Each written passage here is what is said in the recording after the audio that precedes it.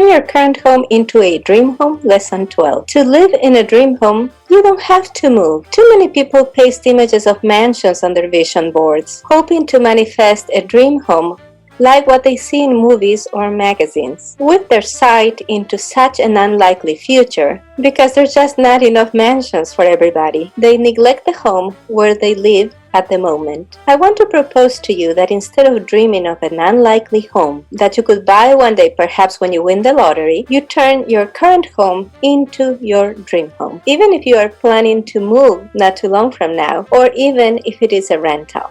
Let me tell you the story of a friend of mine. She had to move suddenly to another city, and she had to find a new home fast. The home she got was definitely not her dream home. So the first thing she did is that she got out her arts and crafts supplies, and she created a vision board for herself.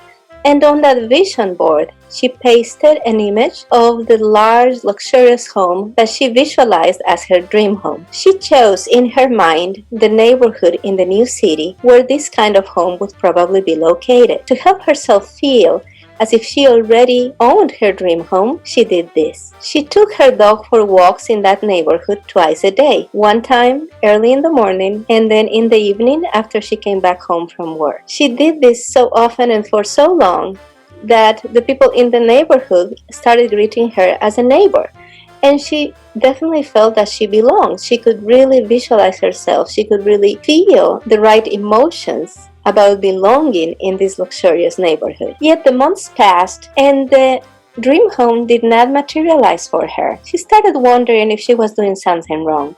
She was doing her visualization exercises, she was using affirmations, she was working with her emotions, but the new home did not happen. One day after work, she came home, she picked up her dog and drove over to the other neighborhood to go for her regular walk. But daylight savings had just ended, and while she was walking, it got darker. She drove back home despondent, wondering what she was doing wrong, that her dream home in the dream neighborhood was just not happening for her. When she got home, it was dark. She opened the door, she fumbled for the light switch, she turned on the lights, and then it hit her. Her living room looked like a warehouse. Because she was so intent in finding a home that was really her dream home, she had neglected the home she was living in so much that she hadn't even unpacked. She had only unpacked the essentials. Before she moved to this new city, things were so sudden, she didn't really have time to decide what things she wanted to carry from one city to the other, so she had just packed everything haphazardly and moved. So she set a new intent for herself to unpack and declutter. She started opening only one box at a time and only keeping things if she could answer yes to this one question. If this item was lost in a fire, would I replace it? And that worked really well for her. She did this one box at a time. So my friend realized what she had been doing wrong. She had neglected her present in hopes of manifesting a better future.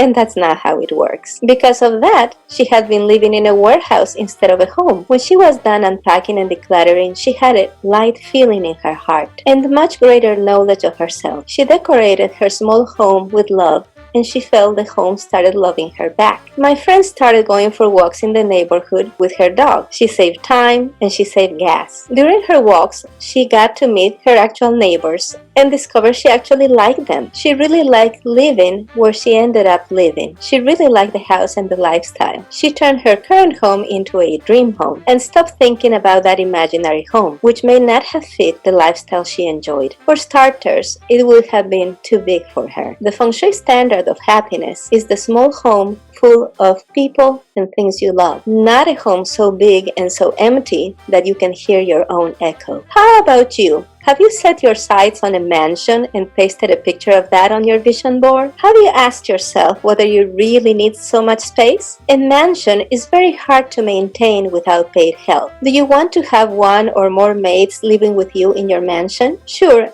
a mansion may still be the dream home and the right home for some people. People who love throwing frequent parties and filling up the house in that way. But for most people, a mansion would probably not be the best home. Remember to share your thoughts with me in the comments, download the PDF file, click complete and continue to move on to the next lesson.